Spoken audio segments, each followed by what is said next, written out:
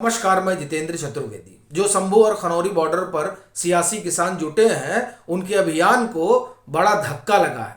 लेकिन सबसे बड़ा झटका तो उन विपक्षी अलंबरदारों को लगा है जो इनके पीछे खड़े हैं और इनके सहारे 2024 की जो दौड़ है लोकसभा की, उसमें खुद को खड़ा करना चाहते हैं। और इसी बाबत ये जो है जुटान हो रखा है और इस जुटान के सहारे वो एक विमर्श गढ़ने में लगे हुए हैं जिसके केंद्र में खेती और किसानी है।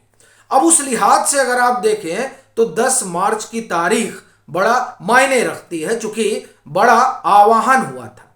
किस बाबत हुआ था? रेल रोको। समय भी तय किया गया था कि 12 बजे से 4 बजे तक जो है ये रेल रोका जाएगा। बड़ी चीज यह है कि इस रेल रोको अभियान में वैसे तो इसका आह्वान उन लोगों ने किया जो शंभू और खनौरी पर जुटे हैं, जिसमें आप जानते हैं कि एक तरफ संयुक्त किसान मोर्चा अराजनीतिक है और दूसरी तरफ किसान मजदूर मोर्चा है, जिसमें एक के अगुआ जगजीत सिंह डल्लेवाल है और दूसरे के कर्ता सरवण सिंह पंडेर है।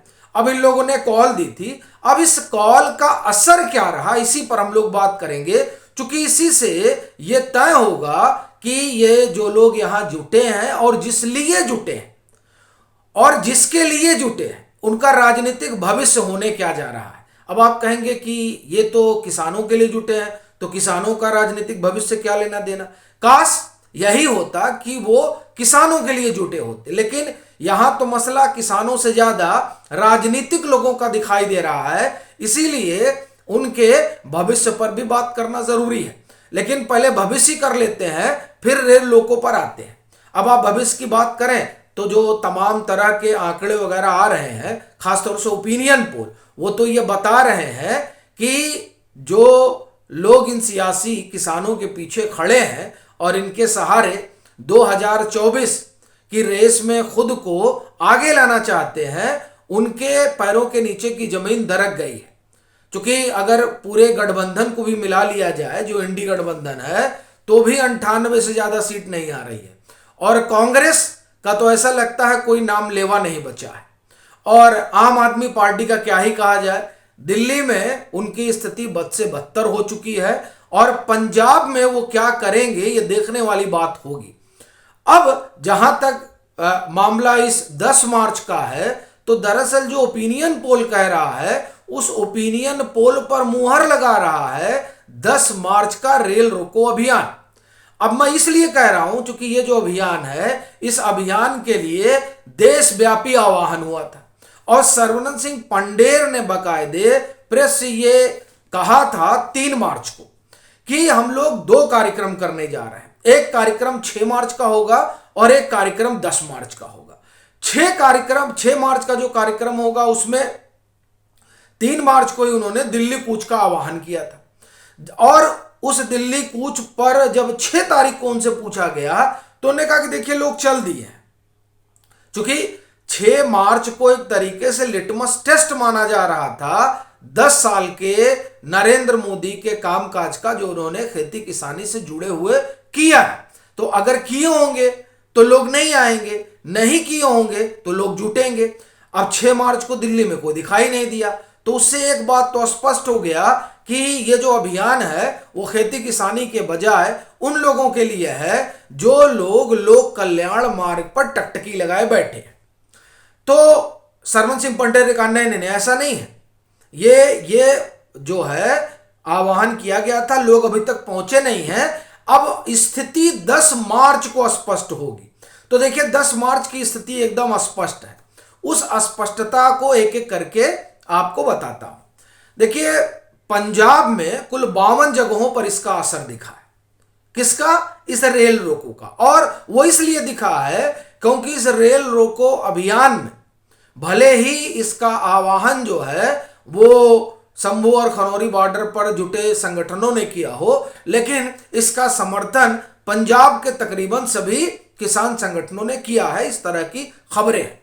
तो आप पंजाब देख लीजिए, हरियाणा में तो हरिभूमि की जो खबर है उसकी माने तो पूरी तरह से विफल रहा इनका रेल रोको अभियान, वहां तो कुछ हुआ ही नहीं।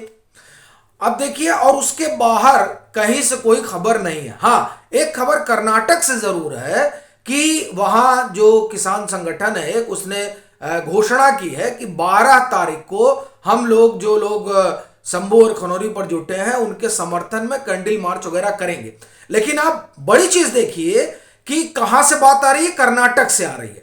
यानी कर्नाटक में कौन है, कांग्रेस की सरकार है। और ये बात शुरू दिन से कही जा रही है कि ये जो जुटान हो रखा है, इस जुटान के पीछे राजनीति एक बड़ा मसला है, क्योंकि इन्हीं किसानों के यानी सियासी किसानों के आप ये कहें कि समर्थन में ट्रैक्टर मार्च कहां निकलता है, पंजाब में निकलता है। निकालता कौन है, कांग्रेस निकालती है। अब कर्नाटक में कहा जा रहा है कि नहीं, हम कैंडल मार्च करेंगे, और वहां का किसान संगठन कह रहा है। तो इससे एक बात तो स्पष्ट हो रही है कि जो राजनीति है वो किस ढर्रे पर चल रही है। लेकिन हम बात ये कर रहे हैं कि इस रेल रोको का हुआ क्या। तो जो कुछ रहा पंजाब में रहा, हरियाणा में कुछ रहा नहीं। हरियाणा के बाहर आप चले जाइए, उत्तर प्रदेश, बिहार, और फिर आप चले जाइए पश्चिम बंगाल। पश्चिम बंगाल में तो इंडी गठबंधन है। आप उसके बाद चले जाइए नॉर्थ ईस्ट, फिर आप पंजाब से ऊपर चले जाइए हिमाचल प्रदेश, और नीचे चले जाइए आप यानी भारत के दक्षिणी हिस्से में। कहीं से इस तरह की कोई खबर कम से कम आ नहीं रही है, जो इस बात का संकेत है कि जिस लिटमस टेस्ट को टाल दिया गया था कि नहीं 6 मार्च नहीं, अब जो है देखा जाएगा 10 मार्च को पूरी स्थिति साफ होगी, तो वो स्थिति साफ हो चुकी है कि ये पॉकेट का आप ये कहें पॉकेट में सीमित है, और इसमें चंद वो लोग जुड़े हैं जिनके अपने राजनीतिक हित लाभ हैं। और ये इसलिए भी कहा जा रहा है क्योंकि ये वही लोग हैं जो जिन लोगों ने 2021 में बड़ा भारी आंदोलन किया था, दिल्ली के गर्दन पर बैठ गए थे, और उसके बाद में पता चला कि सब लोग चुनाव में उतर गए। भाई, राजनीतिक दल बनाया, बलबीर सिंह राजेवाल ने अपना चुनाव लड़ा, गुरनाम सिंह चड़ूनी ने चुनाव लड़ा। हालांकि गुरनाम सिंह चड़ूनी ये डंके की चोट पर कहते हैं कि देखिए क्या है कि बदलाव तभी कुछ होगा जब आप राजनीति में हिस्सेदारी लेंगे, तभी कुछ हो सकता है। अगर आप बाहर बैठकर कुछ अपने लिए बना नहीं सकते हैं। खैर, तो उनका इसमें भरोसा है कि क्या हुआ, हम किसान संगठन है तो इसका मतलब ये नहीं हुआ कि हम राजनीति नहीं कर सकते हैं और हमें राजनीति का हिस्सा होना चाहिए। तो इस तरह के कई लोग ऐसे, आप योगेंद्र यादव को देखिए, वो किसान नेता भी खुद को कहते हैं, खुद को सेफोलॉजिस्ट भी कहते हैं, और वो फिलहाल अभी जो है भारत जोड़ो न्याय यात्रा का हिस्सा बने हुए हैं। अपना कहना यह है कि ये जो रेल रोको की कॉल दी गई थी, वो कॉल आप एक तरह से कहें कि पूरी तरह से ये जो इनका शो रहा वो फ्लॉप रहा। इससे एक बात स्पष्ट हो गई कि जिस खेती किसानी की बात ये करते हैं उससे कम से कम इनका सरोकार नहीं है। एक बात। दूसरी बात, अपने कई दर्शक ये बात कह रहे हैं कि साहब आप तो जो है किसानों की बात समझ ही नहीं रहे। असल सवाल यह है कि किसानों की बात समझने और समझाने का जिन लोगों ने ठेका ले रखा है वो कितना कर रहे हैं किसानों के लिए, यह मूल सवाल है। और वो क्या वाकई में किसानों की बात कर रहे हैं या वो भटका रहे हैं। और जैसा कि योगेंद्र यादव ने 2022 में एनडीटीवी से बातचीत में कहा था, तब एनडीटीवी जो है वो सेकुलर ही था 2022 में, तब वो कहीं नहीं गया था। उस समय योगेंद्र यादव ने कहा था कि हम तो पिच तैयार कर रहे थे। यानी ये जो 2021 में जुटान हुआ था वो जुटान राजनीतिक था।